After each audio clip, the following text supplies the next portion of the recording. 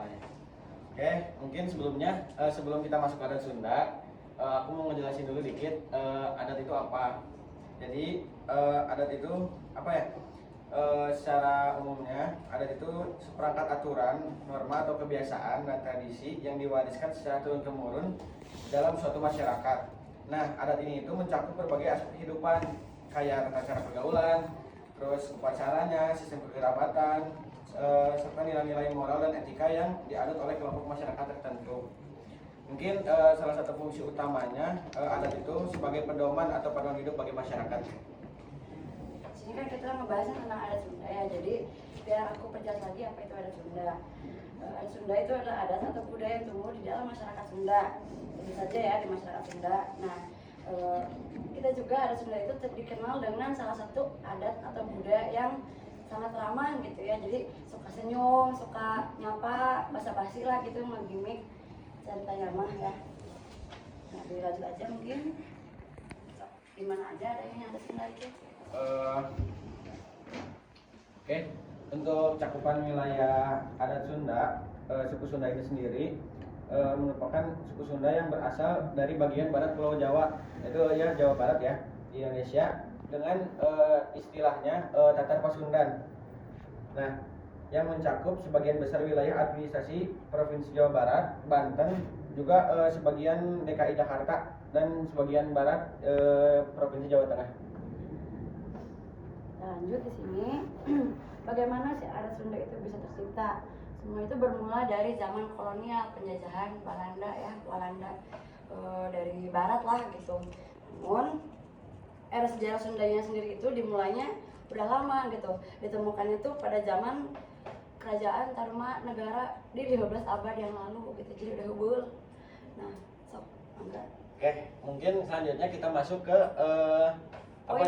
poin-poinnya, berbagai macam adat istiadat di suku Sunda. Yang pertama, mungkin kita di sini kan masukin kayak pakaian adat, rumah adat dan lainnya. Mungkin kita di sini cuma ngejelasin singkat aja, soalnya kan sisanya nanti bakal dijelasin sama teman-teman yang lain buat di presentasi minggu-minggu ke depannya. Yang pertama ada pakaian adat. Maaf ya agak ngacak. Ada pakaian adat, ada beberapa di antaranya ada kebaya Sunda yang kalian semua udah pernah tahu kan. Terus ada baju pengantin yang suka dipakai pas acara nikahan yang pakai adat Sunda.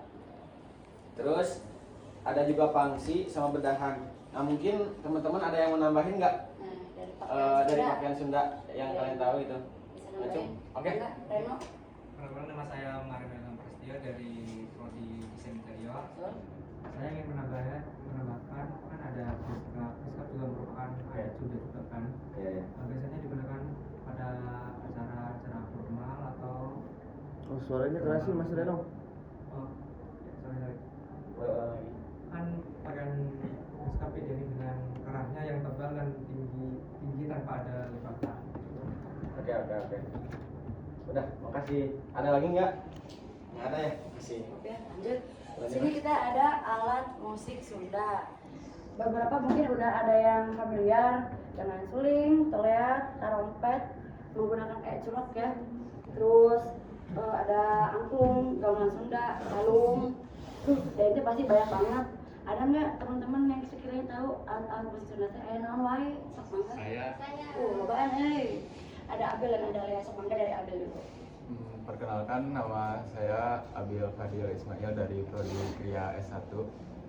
Setahu saya ada alat musik yang namanya tarawangsa. Nah, alat musik itu tuh kayak biola gitu, sering dipakai buat upacara ritual gitu, buat upacara padi kayak sebelum menjelang panen gitu.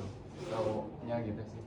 Siap. Terima kasih Bang Kang Abil dari Proyekria. Ada Teh Lea, mangga cenah. Perkenalkan, nama aku Alaya Sofia Sabrina dari Kria S1. Aku tahu tentang karinding, tapi setahu aku tuh karinding tuh alat musik dari Jawa Barat. Nah, terus biasanya tuh digunainnya tuh buat ngasih tahu warga kalau misalkan ada hal-hal penting, kayak misalkan ada gerhana bulan bulan, gerhana matahari, terus kalau misalkan ada yang hajatan, ada yang meninggal. Nah, terus biasanya dipakai juga buat petani, buat ngusir hama-hamanya. Gitu sih setahu aku. Jadi emang banyak ya alat musik Sunda, beberapa teman juga ada yang tahu. Tadi itu tanah maksudnya berarti alat musik gesek ya, kayak biola. Nah, nanti kita lanjut Oke. ke arsitektur tradisional. Mangga Kang Lutfi. Oh, sana sini sok. Mangga. Mungkin kita lanjut dulu ke seni pertunjukan tradisional atau tari di adat Sunda ya. Apa ya? Adat Sunda itu kan terkenal banget, banyak apa ya? Kayak voucher adatnya beragam banget kan, terus kayak tarinya, seni pertunjukannya. Nah, beberapa tarinya yang kalian juga udah pada tahu pasti, ada tari jaipong, ada tari topeng, ada tari wayang, tari samping. Buat seni pertunjukannya kayak ada bangkong reang. Bangkong reang tuh kayak hiburan yang dilakuinnya biasanya di sawah, kayak niruin suara-suara kodok atau gaang gitu. Kenapa namanya bangkong reang? Mungkin bangkong itu kan katak ya kalau Indonesianya. Reang tuh kayak suara apa ya, bunyi suara-suara binatang yang berisik, jadi gitu. Terus ada juga angklung doglojor. Nah, mungkin kan masih banyak ya. Mungkin teman-teman ada yang mau nambahin nggak? Saya mau nanyakan, kalau misalkan tari itu, kalau silat tuh masuk ke tari apa buat menjaga? Kalau untuk silat banyak ya. Iya. Dan sebenarnya menurut kami dan sepengetahuan kami, sedangkan langkah kami tentang adat Sunda di sini, silat itu bagian dari buat bela diri.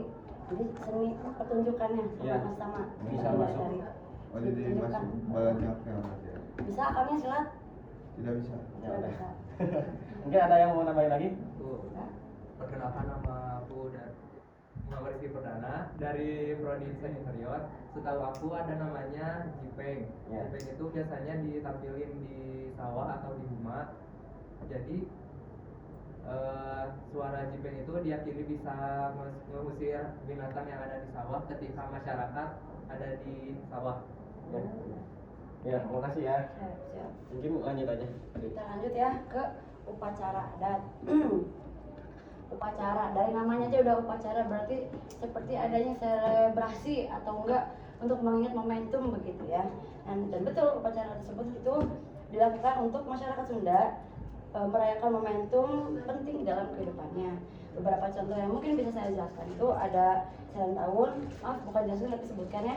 Ada Seran Tahun, Ngarot, 7 bulanan atau apa namanya tingkeban, sama ada sunatan. Nah, tingkeban teh banyak yang suka tingkeban apa 7 bulanan. Coba sini ada teman-teman nggak yang bisa ngejelasin lebih tingkeban teh atau 7 bulanan teh apa gitu. Ini salah aku ya, aku juga dari Kriya 1. Tingkeban itu kan disebut dengan 7 bulanan ya. Itu merupakan apa sih, kayak proses upacara tapi yang kedua, karena ada 3 setahu aku di adat Sunda tuh. Yang pertama ada 4 bulanan, yang kedua tuh ini 7 bulanan tingkeban, yang ketiga ada 9 bulanan. Biasanya tingkeban ini proses upacaranya lebih lama dibanding yang lainnya. Jadi lebih lama dari yang sebelumnya ya. Oke, makasih sebelumnya buat Emita. Kita lanjutin aja ya ke arsitektur tradisional atau rumah adat di Sunda. Nah, mungkin kayak apa ya, setiap adat itu di arsitekturnya pasti punya ciri khas tersendiri kan.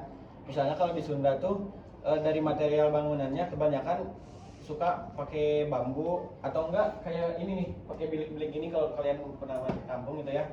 Terus rumahnya juga banyak yang rumah-rumah panggung, jadi ada kolongnya di bawah rumah panggung. Biasanya rumah panggung tuh yang bilik-bilik gini, biasanya itu rumah panggung. Terus yang bawahnya itu di apa ya, ditahannya tuh pakai kayak batu gede gitu. Batu-batuan. Ya, batu-batuan. Terus mungkin dari atapnya juga disebutnya kalau rumah adat Sunda itu kayak atap julang lapak. Menjulang. Ya, jadi ke atas gitu, menjulang. Terus mungkin apa ya, susunan dari ruangannya juga punya apa ya, beda-beda gitu. ada kayak imah tuh kayak ruang utamanya ya, ruang utama di rumah itu. Terus ada pawon tuh kalau di Indonesianya halaman belakang ya, tapi kalau di istilah sini tuh bisa juga di pawon tuh disebut sebagai dapur, jadi tempat masak ya. Terus ada tepas itu teras ya, kayak tempat apa ya, ngadawung lah diharap ya. Terus kalau jenis-jenis rumah adatnya ada kayak imah parau pengerep, terus imah jolopong, capit gunting, dan masih banyak lagi. Lanjut aja. Lanjut aja. Lanjut kita mungkin ke poin yang selanjutnya, ada nilai-nilai kehidupan adat Sunda. Nilai-nilai kehidupan Sunda itu tuh mencerminkan kearifan lokalnya masyarakat Sunda, yang mereka tuh akan kayak filosofi kehidupannya, kayak ada silih asih, silih asah, silih asuh. Nah, ada yang tahu nggak kira-kira arti dari itu? Kan remannya sering gitu mendengar silih asah, isi asuh, asih asuh gitu. Ada yang tahu penjelasannya kayak gimana? Oh, Teh Innova dari Kriya S1 mangga. Saya Innova Haifian dari Kriya S1. Pengertian saya silih asah itu kita bisa saling belajar, baik itu dari pengalaman orang tua atau dari teman sebaya. Kalau silih asih kita saling mengasihi dan menyayangi sesama kita. Kalau silih asuh kita saling membimbing dan bertanggung jawab. Terima kasih Teh Innova dari Kriya S1 udah sedikit menjelaskan tentang silih asah, silih asih, silih asuh. Jadi emang si nilai tersebut tuh mencerminkan pentingnya solidaritas gitu ya, bebarengan, kebersamaan, kekeluargaan, silih asah, silih asuh teh. Lanjut ya, ada poin yang lain nih, nilai-nilai yang lain seperti cager, bager, bener, pinter, jeung singer. Itu tuh artinya kurang lebih keseimbangan hidup mungkin ya. Jadi cagernya pinternya gitulah, bagernya sadayana lah, seimbang gitu nya. Ada gotong royong, mungkin udah cukup sering juga mendengar nama atau kalimat gotong royong ini sendiri. Jadi si gotong royong itu termasuk juga dari bagian nilai-nilai kehidupannya si masyarakat Sunda. Seperti yang sudah kalian dan kita ketahui ya, gotong royong itu adalah kerjasama kolektif yang menekankan pentingnya kerjasama dan saling membantu. Balik lagi intinya kebersamaan, banyaknya dari nilai-nilai ada Sunda kayak gitu. Ya, mungkin lanjut. Oke. Selanjutnya ada kuliner khas.